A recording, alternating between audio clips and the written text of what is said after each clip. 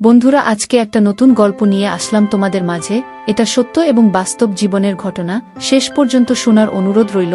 শুনলে তোমার মধু চলে আসবে। দেরি না করে চলো শুরু করা যাক। একদিন রাতে আমি রান্নাঘরে কাজ করছিলাম। তখনই হঠাৎ আমার শ্বশুর রান্নাঘরে এসে আমাকে পেছন দিক থেকে ধরে নিলেন। ধাক্কা দিয়ে তেলের সাথে লাগিয়ে পিছন থেকে আমার সাথে কিছু একটা করতে চাইলেন। আমি বললাম, বাবা, আপনি আমার সাথে কি করছেন? আমি আপনার মেয়ের মতো। শ্বশুর বলল, চুপ, একদম চুপ। আমি যা করছি তা আমাকে করতে দেয়। তোমার সাথে এগুলো আমার অনেক দিনের শখ। তোমার এই পাগল করা রূপ দেখলে আমি কেমন যেন হয়ে যায়। বাবা, আমি আপনার ছেলেকে সব বলে দেব। আমার ছেলে তোমার কোনো কথা বিশ্বাস করবে না। এই বলে শ্বশুর আমাকে যা করলো তা শুনলে বন্ধুরা তোমাদের পানি চলে আসবে। তাই তোমাদের দুটি পায়ে ধরে বলি, গল্পটি শেষ পর্যন্ত দেখো, তাহলে তোমার গল্পের আসল মজা পাবে। মাত্র 3 দিন হয়েছে আমার বিয়ে হয়েছে। শুরু থেকেই আমার শ্বশুর আমার নাম ধরে ডাকতেন।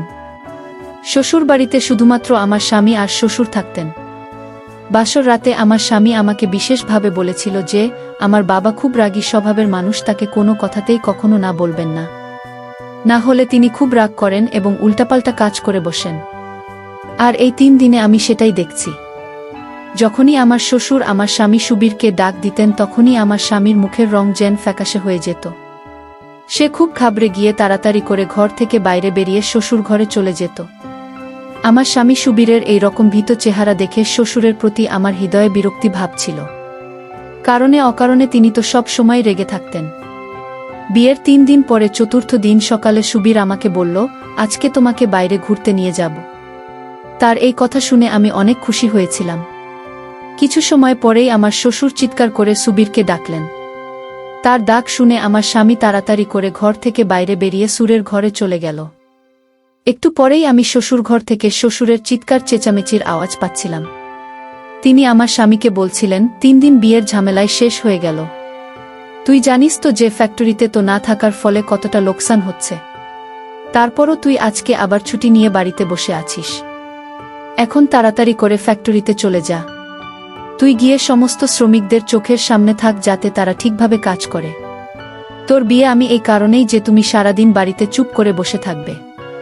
আর তোর স্ত্রীকেও বলে যে রান্নাঘরের দায়িত্ব যেন সামলে নেয়। বাড়িতে তো আর কোনো মহিলা নেই যে রান্নাঘরের দায়িত্ব নেবে।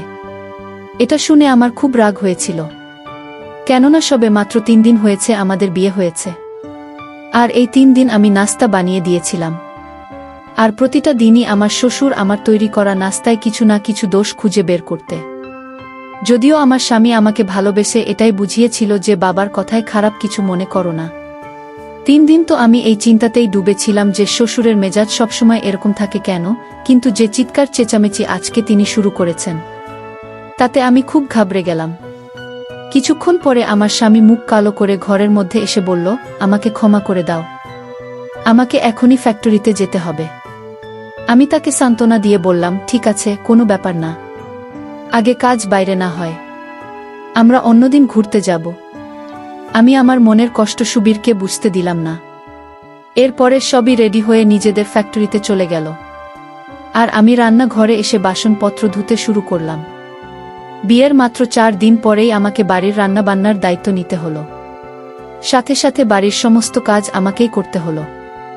আমার শ্বশুর চাকরানীকেও কাজ থেকে তাড়িয়ে দিলেন। তিনি চাকরানীকে বললেন, বোমা যখন বাড়িতে এসে গেছে তখন সমস্ত কাজ ওই করে নেবে। আমি সমস্ত ঘর পরিষ্কার করে ক্লান্ত শরীরে নিজের ঘরে আরাম করার জন্য যাচ্ছিলাম। তখনই আমার শ্বশুর তার ঘরে বসে আমাকে ডাক দিলেন। আমি মাথায় ভালো করে ঘুমটা টেনে দিয়ে শ্বশুর ঘরে গিয়ে তাকে জিজ্ঞেস করলাম, জি বাবা, বলুন, আপনার কি কিছু দরকার? তখন তিনি আমাকে মাথা থেকে পা পর্যন্ত বিশেষভাবে পর্যবেক্ষণ করলেন। তারপরে খুবই অদ্ভুত ভঙ্গিতে নিজের শুকনো ঠোঁটে জিভ বুলিয়ে নিয়ে বলতে লাগলেন, আমি খেতে চাই। শ্বশুরের মুখ থেকে এই কথা শুনে সবার প্রথমে আমার নিজের কাপড়ের দিকে নজর গেল, কেননা আমার সামনে থেকে কাপড় সরে গিয়েছিল। আমি তাড়াতাড়ি করে নিজের কাপড় ঠিক করলাম আর ঘর থেকে বাইরে বেরিয়ে এলাম। আমার নিজের শ্বশুরের এমন ব্যবহার খুবই খারাপ লাগল। শ্বশুর তো বাবার মতো হয়, আর বাবা কখনো মেয়ে মাথা থেকে পা পর্যন্ত এরকম অদ্ভুতভাবে দেখে না। আমি তাড়াতাড়ি করে রান্নাঘর চলে এলাম। আমার হৃদয় খুব জোরে জোরে ধুকপুক করছিল। তবুও আমি বের করে নিজের কাপড় ভালো করে ঠিক করলাম। তারপরে নিজের শ্বশুর ঘরে এসে দিলাম। আমি ঘর থেকে বাইরে যাব। এমন সময় শ্বশুর আমাকে বলতে লাগলেন, কিছুক্ষণ আমার পাশে বসে কথাবার্তা বলো, বাড়িতে এখন তুমি ছাড়া কেউ নেই। আমি অনেক দিন থেকে একলা বসে আছি, আর একলা বসে থাকতে থাকতে আমার আর ভাল লাগছে না। তার শুনে আমি টেনশনে পড়ে গেলাম। শ্বশুরের ঘরে একটাই মাত্র বিছানা ছিল, বসার জন্য কোনো চেয়ার বা অন্য কিছু ছিল না। এই কারণে বাধ্য হয়ে আমাকে বিছানার পাশে বসতে হলো। তিনি আমার সাথে এদিক ওদিকের কথা বলতে বলতে যখন তিনি মুখ লাগালেন, তখন সঙ্গে সঙ্গে সেটা পিছনে সরিয়ে দিয়ে বলতে লাগলেন, এটা খেতে পারবো না, আমার তো খেতে খুব ভালো লাগে। এটা বলেই আবার আমার মুখের দিকে তাকালেন। এরপর তার চোখ আমার সমস্ত শরীরে ঘুরতে লাগল। তার নজরে না জানি এমন কি ছিল যে আমি অস্বস্তি অনুভব করতে লাগলাম। আমার সারা শরীর ঘেমে উঠল, মুখের উপর ঘামের বিন্দু ফুটে উঠেছিল। শ্বশুর বললেন, তাড়াতাড়ি যাও, গিয়ে নিয়ে এসো। আমি তাড়াতাড়ি করে হাতে নিয়ে দাঁড়িয়ে পড়লাম। এমনিতে তো 3 দিন থেকে দেখছি যখন আমার স্বামী বাড়িতে থাকত তখন আমার শ্বশুর সব সময় খুব রাগী স্বরে কথা বলতেন, কিন্তু আজকের দিনে এত আস্তে কথা বলছিলেন যে আমি ভাবতেই পারছি না। এটা আমার সেই শ্বশুর যিনি 3 দিন ধরে চিৎকার করে করে সুবীরকে ডাকতেন, আর সবসময় রাগের স্বরে সুবিধার সাথে কথা বলতেন, ওকে বকাঝকা করতে থাকতেন। আমি ধেকে নিয়ে আবার শ্বশুরের কাছে গেলাম। এরপর আমি যখন তার দিকে এগিয়ে দিলাম তখন তিনি সাথে সাথে আমার হাত ধরে নিলেন। আমার তো যেন সারা শরীর কারেন্ট শক লেগে গেল। আমি তাড়াতাড়ি ঘাবড়িয়ে নিজের হাত যখন পিছন করতে চাইলাম তখন তিনি আমার হাত ছেড়ে দিলেন। এরপর আমি যখন ঘর থেকে বাইরে বেরিয়ে যেতে লাগলাম তখন তিনি বলতে লাগলেন, আরে বাইরে কোথায় যাচ্ছ? এখানে আমার কাছে একটু বসো, আমার সাথে কথা বলো। সারাদিন চুপচাপ বসে থাকতে থাকতে আমি খুব বিরক্ত হয়েছি। এটা বলেই শ্বশুর আমার দিকে অদ্ভুতভাবে তাকালেন। তার এইভাবে আমার দিকে তাকান আমাকে আরও বেশি হতবাক করে দিল। এরপর আরেকটি অদ্ভুত কথা তিনি আমাকে বললেন। তিনি বলতে লাগলেন, তুমি বিয়ের দিন যে লাল রঙের শাড়ি পরেছিলে সেটাতে তোমাকে অনেক সুন্দর লাগছিল, তুমি আজকে সন্ধেবেলা সেই শাড়িটা পরবে। শ্বশুরের মুখে এমন কথা শুনে আমার অনেক খারাপ লাগছিল। সেই আবদার তো সবই আমাকে করা উচিত, কিন্তু কোনোমতেই শ্বশুরের না। এখন তো আমার শ্বশুর রোজ রোজ এই সব তামাশা শুরু করে দিয়েছে। যখনই আমার স্বামী সুবীর ফ্যাক্টরিতে চলে যেত তখনই শ্বশুর আমাকে নিজের ঘরে ডেকে নিতেন, আর আমাকে অদ্ভুত নজরে দেখতে থাকতেন, আর বারবার নিজের শুকনো ঠোঁটের জিভ ঘোরাতে থাকতেন। তারপরে বলতেন, আমি খাব, আমাকে দাও।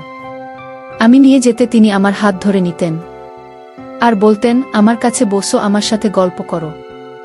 আমি তার সাথে গল্প করতে পারি, তাই তার ঘর থেকেই বলে বেরিয়ে আসতাম যে আমাকে খাবার রান্না করতে হবে, বাসন ধুতে হবে। শ্বশুরের প্রতিদিন এইসব ব্যবহার আমার একদম ভাল লাগতো না। এখন আমার মনে অদ্ভুত ভয় করতে শুরু করেছে। আমি ভাবলাম সুবীরের সাথে আমাকে এই ব্যাপারে কথা বলতে হবে, কিন্তু কিভাবে বলতাম? ও তো নিজের বাবার সামনে কাঁপতে থাকে, একটা শব্দ উচ্চারণ করতে পারে না, সবসময় মাথা নিচু করে বাবা বাবা করতে থাকে। একদিন রাতে আমি রান্নাঘরে কাজ করছিলাম, তখনই হঠাৎ আমার শ্বশুর রান্নাঘরে এসে আমাকে পেছন দিক থেকে ধরে নিলেন, ধাক্কা দিয়ে টেবিলের সাথে দাঁড়িয়ে পিছন থেকে আমার সাথে কিছু একটা করতে চাইলেন। আমি বললাম, বাবা আপনি আমার সাথে কি করছেন? আমি আপনার মেয়ের মতো। শ্বশুর বলল, চুপ, একদম চুপ, আমি যা করছি তা আমাকে করতে দেয়। তোমার সাথে এগুলো আমার অনেক দিনের শখ। তোমার এই পাগল করা রূপ দেখলে আমি কেমন যেন হয়ে যায়। দাদা, আমি আপনার ছেলে সব বলে দেব, আমার ছেলে তোমার কোনো কথা বিশ্বাস করবে না। এই বলে শ্বশুর আমাকে শেষ করে দিল। আমি অনেক কষ্ট করেও নিজের সম্মান বাঁচাতে পারলাম না। কিছুক্ষণ পর ক্লান্ত হয়ে আমার ঘরে চলে এল। আমার ঘরে এসে আমি ঘরের দরজা বন্ধ করে নিলাম, দরজার ছিটকানি লাগিয়ে বিছানায় বসে পড়লাম। দুশ্চিন্তায় আমার মাথা কাজ করছিল না, আমার পুরো শরীর কাঁপছিল। আমি কল্পনাও করতে পারিনি যে আমার শ্বশুর আমার সাথে এরকম কোনো কিছু করতে পারে। আমার চোখ থেকে জলের ধারা বইতে লাগল। আমি মনে মনে ভেবে নিয়েছি যে আমাকে সুবিধার সাথে এই ব্যাপারে কথা বলতেই হবে। আবার মনে মনে ভাবলাম যে যদি সব সত্য কথা বলে দিই তাহলে সুবীর আমাকে ডিভোর্স দিয়ে দেবে। আমি সারাদিন কোনো কাজ করলাম না, চুপচাপ আমার ঘরের দরজা বন্ধ করে রেখেছি। অনেকবারও আমার শ্বশুর আমার ঘরের দরজায় ধাক্কা দিয়েছিল আর বলছিল যে তার খিদে পেয়েছে। আমি যেন তাকে খাবার খেতে দিই, কিন্তু আমি কিছু না বলে চুপচাপ ঘরের ভেতরে বসে রইলাম। আমার জায়গায় যদি অন্য কোনো মেয়ে থাকত তাহলে সেও ঠিক এরকম করত। রাতের বেলা আমার ঘরের দরজায় জোরে জোরে ধাক্কা দিতে লাগল, আর সাথে সুবীর বলতে লাগল, রূপা দরজা খোলো। এটা কি ধরনের অসভ্যতা? তুমি কেন সকাল থেকে দরজা বন্ধ করে ঘরের মধ্যে বসে আছো? সুবীরের গলার আওয়াজ পেয়ে দরজা খুললাম। আমি দরজা খোলার সাথে সাথে বাপ বেটা দুজনেই আমার দিকে রাগী চোখে তাকিয়ে রইল। সুবীর বলতে লাগলো, তোমার কি একটু চক্ষুলজ্জাও নেই? আমার বাবা সকাল থেকে না খেয়ে আছে, কিন্তু তুমি তাকে খেতে পর্যন্ত দাওনি। বাবা ডায়াবেটিক্সের রোগী, যদি বাবার শরীর খারাপ হয়ে যেত তাহলে এর দায়িত্ব কে নিত? আমি বললাম, আমি আর দায়িত্ব নিতে পারবো না। ভালো হয় তুমি আর অন্য কোনো ব্যবস্থা করে নাও। এই কথাটা বলার সাথে সাথে সুবীরের শরীর আগে চোটে কেঁপে উঠল। আরও বলতে লাগল, এটা কি ধরনের অসভ্যতা? ও দিক থেকে আমার শ্বশুর বলতে লাগলেন, দেখেছিস, বিয়ে হয় এখনো 7 দিনও হয়নি, এতেই মেয়ে নিজের রং দেখাতে শুরু করে দিয়েছে। আমি আগে থেকেই জানি যে মেয়েরা বিয়ের পর এরকম করে, আর আলাদা হওয়ার স্বপ্ন আগে থেকেই নিজের চোখে সাজিয়ে রাখে, কিন্তু বিয়ের 7 দিন পরে এরকম করতে পারে, এটা আমার জানা ছিল না।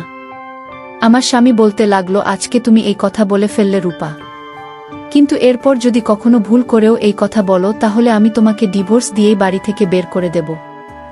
স্বামী মুখে এই কথা শুনে আমার মুখের রং ফ্যাকাশে হয়ে গেল। আমার বাবার বাড়ির অবস্থা খুবই গরিব, আর আমরা 6 বোন ছিলাম। আমার বাবা অনেক কষ্টে যৌতুকের টাকা জোগাড় করে মেয়ের বিয়ে দিচ্ছিলেন। তাই আমার মা আমাকে বিদায়ে আমাকে এটা বলে দিয়েছিলেন যে কখনো লড়াই ঝগড়া করে শ্বশুরবাড়ি থেকে ফিরে আসিস না। নিজের স্বামী আর শ্বশুরের সমস্ত কথা মেনে নিশার নিজের সংসারের ভালো করে দেখাশোনা করিস। কিন্তু যা কিছু আমার শ্বশুর আমার কাছে চাইতো সেটা আমি কোনোমতেই করতে পারবো না। তার অদ্ভুত ব্যবহার আর বদমাইশি দিনের পর দিন বাড়তে লেগেছিল। সেই সময় সুবীর এতটাই রেগেছিল যে যদি আমি ওর বাবা এসব কথা বলতাম তাহলে নিশ্চিত ও আমাকে মিথ্যাবাদী ভাবত। আমি কোনো উত্তর না দিয়ে বিছানার উপরে বসে পড়লাম। আমার শ্বশুর বলতে লাগলেন, সুবীর বোমাকে শেষবারের মতো বুঝিয়ে দেয় যে ও যেন নিজের মাথা ঠিক রাস্তায় নিয়ে আসে, না হলে আমি কি ওর বাবার সাথে কথা বলবো আর ওর বাবাকে বলব যে সামলাও নিজের মেয়েকে। এটা বলেই আমার শ্বশুর ঘর থেকে বেরিয়ে গেল। আমি রাগী চোখে শ্বশুরের দিকে তাকালাম। সুবীর বলতে লাগল, কি ঝামেলা শুরু করেছ তুমি? তোমার ঘাড়ে তো আর 10 জন মানুষের বোঝা চাপিয়ে দেওয়া হয়নি যে তুমি সামলাতে পারছে না। আরে আমার বাবা তো একাই আছে বাড়িতে, না আছে কোনো ভাই, না আছে বোন। এরকম ঝুট ঝামেলা সংসারের স্বপ্ন তো সব মেয়েরাই দেখে, যাতে তাদের উপরে বেশি দায়িত্ব না চাপে। আমি আমার স্বামীকে বললাম, আজ যদি আমার শাশুড়ি আর দেওর ননদ থাকত তাহলে আজকে যে অবস্থার মধ্যে দিয়ে যাচ্ছি সেই অবস্থার মধ্যে দিয়ে আমাকে যেতে হতো না। আমার কথা শুনে সুবীর আমার দিকে রাগী চোখে তাকিয়ে বলতে লাগল, কি এমন অঘটন ঘটিয়ে ফেলেছে আমার বাবা? তোমাকে তো শুধু দুবেলা খাবারই তাকে দিতে হয়, সেটা ও তোমার কাছে বোঝা মনে হচ্ছে। দেখো, আমি বাড়িতে ঝগড়াঝাঁটি একদমই পছন্দ করি না। সারাদিন ফ্যাক্টরিতে থেকে তারপরে ক্লান্ত হয়ে একটু শান্তির আশায় বাড়িতে ফিরে, আর বাড়িতে এসে এসব ঝামেলা দেখতে পারবো না। বাড়িতে আমি শান্তি চাই। আমি লড়াই ঝগড়া দেখার জন্য বিয়ে করিনি, শান্তি পাওয়ার আশায় করেছি। আমি বললাম, সুবীর, একটা কাজ করো, তুমি তোমার বাবার বিয়ে দিয়ে দাও। আমার এটা বলার সাথে সাথে একটা জোরে থাপ্পড় সুবীর আমার মুখে মেলে দিয়ে বলল, লজ্জা করে না তোমার এই সব কথা বলতে? বাবা এখন বয়স আছে বিয়ে করার। আমার বাবার দুবেলার খাবার ও কি তোমার কাছে এতটা বোঝা হয়ে গেছে যে তুমি সেটাও রান্না করতে পারছো না? আমি বললাম, তুমি আমার কথা বুঝতে পারছো না। সুবীর বলতে লাগল, এটা আর কি এমন কথা যে আমি বুঝতে পারবো না? আমার বাবার বয়স 60 বছর। তিনি মরার দিকে পা বাড়িয়ে রেখেছেন। তার উপর তার ডায়াবেটিক্স আছে, ব্লাড প্রেশার আছে। আর তুমি চাইছো এই বয়সে আমার বাবা একটা মেয়ের দায়িত্ব সামলাবে? এখন আমি আমার স্বামীকে কিভাবে বোঝাব যে ওর বাবা নিজের ছেলের বউয়ের দিকে কুঞ্জ দিয়ে রেখেছে? আমি বললাম, তুমি বিয়ে দিয়ে দাও, আমি তোমার বাবা মা দুজনেই দায়িত্ব সামলে নেব। আমার কথা শুনে অদ্ভুত হাসি হেসে বলতে লাগল, একে তুমি আমার বাবার খাবার রান্না করতে পারছো না, তার উপরে তুমি আমার সৎ মায়ের দায়িত্ব সামলানোর কথা বলছো। এই বাড়ির ব্যবসা, ফ্যাক্টরির সমস্ত কিছুই বাবার নামে। যদি কেউ তার স্ত্রী হয়ে এসে পড়ে তাহলে হয়তো সে সমস্ত কিছু নিজের নামে করে নিতে পারে, তারপরে আমাকে আর তোমাকে ধাক্কা দিয়ে বাড়ি থেকে বের করে দেবে। বাবার রাগ তো তুমি ভালোভাবেই জানো, যখন তিনি রেগে যান তখন তার হুঁশ জ্ঞান থাকে না। তাই তো আমি চুপচাপ বাবার কথা শুনি। তুমি ভুল করেও বাবার বিয়ের কথা উচ্চারণ করবে না। এটা বলেই ঘর থেকে বেরিয়ে গেল। এখন আমি চিন্তা করতে লাগলাম যে এখন আমার কি করা উচিত।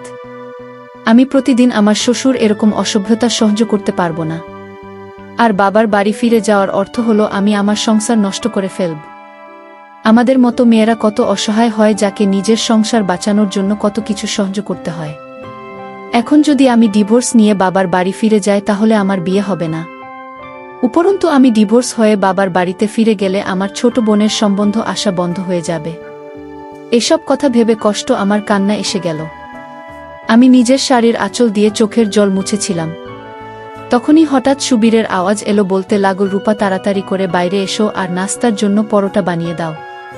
বাবার দোকানের খাবার একদমই হজম হয় না। আমি বাইরে গিয়ে নাস্তা বানালাম, তারপর ঘরের মধ্যে সেটা নিয়ে এলাম। আমি সেদিনও খাবার খাইনি, কিন্তু সুবীর একবারও আমাকে জিজ্ঞেস করেনি যে তুমি ও তো সারাদিন না খেয়ে আছো, এখন তাড়াতাড়ি করে খাবার খেয়ে নাও। পুরুষেরা কখনো স্ত্রীদের পরোয়া করে না, তাদের শুধু নিজের কাজ নিয়ে ব্যস্ত থাকে।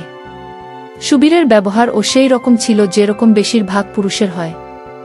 আমি তারপর থেকে নিজের মুখ বন্ধ করে নিলাম। সুবীর ফ্যাক্টরিতে চলে যাওয়ার সাথে সাথে আমার শ্বশুর আমাকে চিৎকার করে ডাকতে লাগল। আমি খুব বিপদে পড়ে বাধ্য হয়ে তার ঘরে গেলাম। আমাকে দেখেই তিনি অদ্ভুতভাবে হাসতে লাগলেন আর বললেন, তুমি কি ভেবেছিলে যে তোমার শরীরের নেশা আমার ছেলের মাথার উপরে উঠে আছে আর তোমার জন্য আমাকে ছেড়ে দেবে আর আমার থেকে আলাদা হয়ে তোমাকে আলাদা বাড়িতে নিয়ে যাবে? নিজের চিন্তাভাবনা বদলে নাও। আমি ভালোভাবে উপরে কন্ট্রোল করে রেখেছি। চাইলেও কোথাও যেতে পারবে না, আর না তুমি কোথাও যেতে পারবে। এই জন্যই তো আমি কোনো বড়লোক বাড়ির মেয়ের সাথে আমার ছেলের বিয়ে দিইনি, যাতে সে আমার ছেলেকে ছেড়ে দিয়ে যেতে না পারে। এই কারণেই তো তোমাকে ওর বউ বানিয়ে নিয়ে এসেছি। কারণ আমি জানি তোমার বাবার অবস্থা এতটাও ভালো নয় যে সে একবার তোমাকে বিয়ে দেওয়ার পরে আবার তোমাকে বাড়িতে ফিরিয়ে নিয়ে যেতে পারবে বা তোমার জন্য আলাদা কোনো বাড়ির ব্যবস্থা করতে পারবে। এখন তুমি যদি ভালোভাবে নিজের জীবন কাটাতে চাও তাহলে আমি যা বলবো তোমাকে সেটাই করতে হবে। তার কথা শুনে আমি ভীষণ টেনশনে পড়ে গেলাম। তখন তিনি আরও বলতে লাগলেন, যাও গিয়ে আমার জন্য তৈরি করো। তার মুখের এই শব্দটা আমার ভেতরে আগুন লাগিয়ে দিত। আমার মন চাইতো আমি নিজেকে শেষ করে ফেলি। এতটা জঘন্য আর অসম্মানের জীবন আমি সহ্য করতে পারছিলাম না। আমি এখন এটাই করতে শুরু করলাম যে শ্বশুরের খাবার ঘরে পৌঁছে দিয়েই আমি তাড়াতাড়ি করে বাইরে বেরিয়ে আসতাম। ভুল করেও তার ঘরে বসতাম না আর না তার সাথে কোনো কথা বলতাম। বেশিরভাগ সময় আমি নিজের ঘরের মধ্যেই থাকতে লাগলাম। একদিন তো শ্বশুর সমস্ত সীমাই পার করে দিলেন, তিনি সুবীর পরোয়া করলেন। রাতে সবাই মিলে খেতে বসেছিলাম। আমি আমার শ্বশুরের আদেশ অনুযায়ী বিরিয়ানি বানিয়েছিলাম। বিরিয়ানি খেতেও খুব ভালো হয়েছিল, কিন্তু শ্বশুর খাবার খাওয়ার সময় বলতে লাগলো, আজকে তো বোমা আমার মন খুশ করে দিয়েছে, সে দারুণ মজার বিরিয়ানি বানিয়েছে। সুবীর তার কথা শুনে হাসতে লাগল আর আমার দিকে লাজুক চোখে তাকাতে লাগল, কিন্তু শ্বশুরের কথা শুনে আমি একটু খুশি হইনি। এরপর শ্বশুর ৫,০০০ টাকা বের করে আমার দিকে এগিয়ে গিয়ে বলল, এই নাও তোমার পুরস্কার, এটা রেখে দাও। কিন্তু আমি না করে দিয়ে বললাম, আমি শুধু আমার কর্তব্য পালন করেছি, আমি এটা চাই না। আমি নিষেধ করলাম, কিন্তু সুবীর আমার দিকে ঘুরতে লাগল আর বলল, বাবা খুশি হয়ে দিচ্ছেন, তুমি না করো না, রেখে দাও। না চাই তো আমাকে ওই ৫,০০০ টাকা নিতে হলো। আমি থালা ওঠানোর জন্য যখনই দাঁড়ালাম তখন আমার শ্বশুর দাঁড়িয়ে গেলেন। আমার দিকে গিয়ে আমাকে নিজের বুকে জড়িয়ে নিলেন, আমার মাথায় হামি খেলেন। এটা দেখে আমি এমন হয়ে গিয়েছিলাম যেন আমি কোনো পাথরের মূর্তি। শ্বশুর বলতে লাগলেন, আমি তোমার এই পরিবর্তন দেখে খুব খুশি। এরকম যদি থাকো তাহলে খুব তাড়াতাড়ি আমার হৃদয়ে জায়গা বানিয়ে নেবে। এটা বলেই তিনি নিজের ঘরে চলে গেলেন। আমি সুবীর দিকে এখন জোরে তাকিয়ে রইলাম, কিন্তু ওর মনের কোনো প্রভাব দেখতে পেলাম না। কিন্তু আমার এই জিনিসটা খুব খারাপ লেগেছিল। আমি সুধীরকে বললাম যে এটা আবার কি রকম ব্যবহার, আমি তার নিজের মেয়ে না, তার উচিত আমার থেকে দূরত্ব বাড়িয়ে কথা বলা। তার কি অধিকার আছে আমাকে এভাবে নিজের বুকে জড়িয়ে নেওয়ার? ভগবান তো একটা বয়সের পরে বাবার মেয়ে দূরত্ব বানিয়ে রাখার কথা বলেন। আমার এই কথা শুনেই রেগে গিয়ে বলতে লাগল, তুমি এত জঘন্য চিন্তাভাবনার মানুষ হতে পারো, এটা আমি স্বপ্নেও ভাবতে পারিনি। আমার বাবা তোমাকে নিজের মেয়ের মতো মনে করেন, এতে কি এমন মহাভারত অশুদ্ধ হয়েছে? তিনি তোমাকে শুধু একটু স্পর্শ করেছেন, আর তোমার মাথার উপরে নিজের ভালোবাসা প্রকাশ করেছেন। তুমি খুব অদ্ভুত মেয়ে, তুমি বাবার হৃদয়ে নিজের জায়গা না বানিয়ে প্রতিটা কথা তার উপর বিরক্তি প্রকাশ করো। সুবিধের শব্দে আমাকে এসব কথা বলছিল। আরও বলতে লাগল, ভগবানকে ধন্যবাদ দাও যে বাবা এই কথা শুনতে পায়নি, না হলে খুব বড় বিপদ আমার মাথার উপর এসে পড়ত। তারপর আঙ্গুল উঠিয়ে আমাকে শাসিয়ে বলতে লাগল, আমি তোমাকে শেষবারের মতো বোঝাচ্ছি, রূপা নিজে ব্যবহার বাবার সাথে ঠিক রাখো। আমি কান্না করতে করতে বললাম, সবই আমার সহ্যক্ষমতা শেষ হয়ে গেছে। এখন তুমি একটা কাজ করো, যে হয় আমাকে ডিভোর্স দিয়ে দাও, আর না হলে নিজের বাবার বিয়ে দিয়ে দাও। এটা বলেই আমি ঘরের ভেতর চলে গেলাম। কিছু সময় পরেই বাড়ির দরজায় বেল বেজে উঠল। তারপরেই বাইরে চিৎকার চেঁচামেচির আওয়াজ আসতে লাগল। আমি বাইরে এসে জানতে পারলাম যে আমার একটা দেবর আছে, যে আমেরিকায় গ্র্যাজুয়েশন করার জন্য গিয়েছিল, আর সে সেখান থেকে ফিরে এসেছে, তাও নিজের স্ত্রীকে সাথে করে নিয়ে। আমার দেবর সেখানেই বিয়ে করে নিয়েছিল বলে আমার শ্বশুর দেবরের উপর খুবই রেগেছিল। এই কারণে ওকে এতদিন বাড়িতে আসার অনুমতি দেয়নি। আর আমিও জানতাম না যে সুবীরের কোনো ভাই আছে। আমি ওদের দুজন স্বামী স্ত্রীকে দেখে অবাক হয়ে গিয়েছিলাম। আমার শ্বশুর এখনও রেখে দাঁড়িয়েছিলেন। তিনি বলতে লাগলেন, যদি নিজের পছন্দমতো বিয়ে করেছিলি তাহলে ওকে এখানে কেন নিয়ে আসছিস, ওখানেই থাকতে। দেব হাত জোর করে নিজের বাবার কাছে ক্ষমা চাইতে লাগল। তখন সুবীর ওর বাবাকে বলল যে, বাবা শান্ত হও, যা হওয়ার ছিল তা হয়ে গেছে। রমন, তাকে ক্ষমা করে দাও। আমার কপাল ভালো যে আমার যাও এসে গেছে। আমার যা সুন্দরী ও রোগাপাতলা মেয়ে। আমি খুশি ছিলাম যে এখন বাড়িতে আমাকে একা থাকতে হবে না। আমার যা খুবই হাসি খুশি আর সবার সঙ্গে খুব সুন্দর করে কথা বলতো। অল্পদিনেই আমার সাথে মিলেমিশে গেছিল। মতো সুবীরের সাথে ফ্যাক্টরিতে যেতে শুরু করেছিল। এখন আমার শ্বশুরের নজর আমার দিক থেকে সরে আমার যা এর দিকে গেল। এক রাতে খাবার খাওয়ার সময় শুধু বলতে লাগলেন যে এখন থেকে আমার সমস্ত কাজ আমার ছোট বোমা করবে। সেও খুশিতে রাজি হয়ে গেল আর বলতে লাগল, ঠিক আছে বাবা, আপনার যা কিছু প্রয়োজন আপনি আমাকে বলে দেবেন। মতো বইয়ের কথা শুনে খুব খুশি হয়েছিল। কিছুদিন পরে আমার যা বিমলা যখন শ্বশুর ঘর থেকে বাইরে এল, তখন ওকে দেখে খুব ক্লান্ত মনে হচ্ছিল ও নিজের মুখের ঘাম হচ্ছিল। আমার আর বোঝার বাকি রইল না যে কোনো কষ্টের মধ্যে দিয়ে পার হচ্ছে। বিমলা চুপচাপ রান্নাঘরে এসে বাসনপত্র ধুতে লাগল। আমি জিজ্ঞেস করলাম, কি হয়েছে তোমার? তখনও বলতে বলল, বাবার অভ্যাস খুব অদ্ভুত।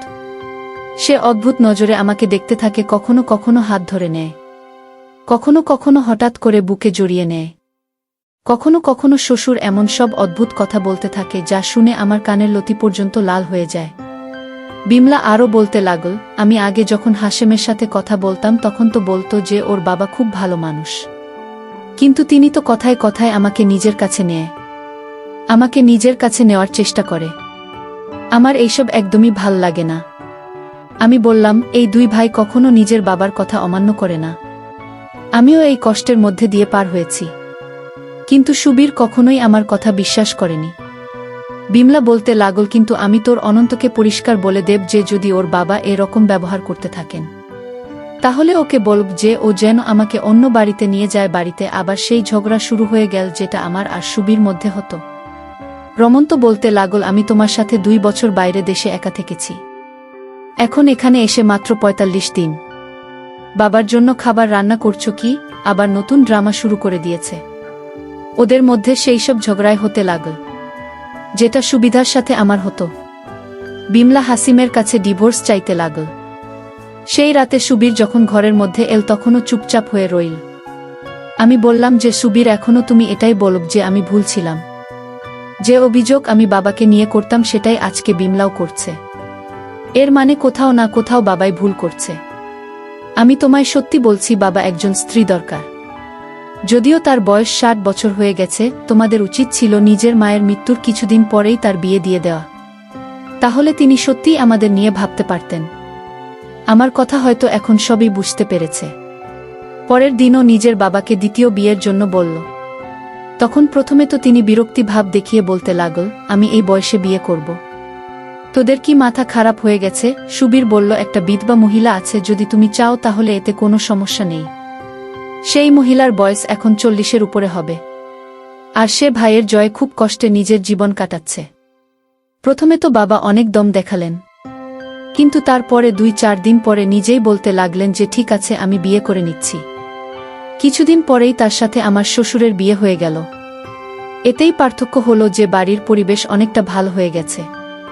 সুবীর এখন নিজে আমাকে বলতো যে তুমি ঠিকই বলেছিলে, বাবা একজন স্ত্রী দরকার ছিল। আমার নতুন শাশুড়ি শ্বশুরের খুব সেবা করতেন। আর এখন শ্বশুর নজর আমাদের দিকে তেমনভাবে উঠত না। আমাদের সমাজে এই জিনিসও খুব সাধারণ হয়ে গেছে যে যদি বাবার বয়স বেশি হয়ে যায় তাহলে সন্তান তাদের দ্বিতীয় বিবাহ দিতে চায় না, যার কারণে পরিবারে আসা নতুন বউকে এই ধরনের সমস্যায় পড়তে হয়, যে রকম সমস্যায় আমাকে আর বিমলাকে পড়তে হয়েছিল। বন্ধুরা, তোমাদের কাছে বিনীত অনুরোধ, গল্পটি যদি তোমাদের ভালো লেগে থাকে তাহলে অবশ্যই চ্যানেলটি সাবস্ক্রাইব করে রাখবে।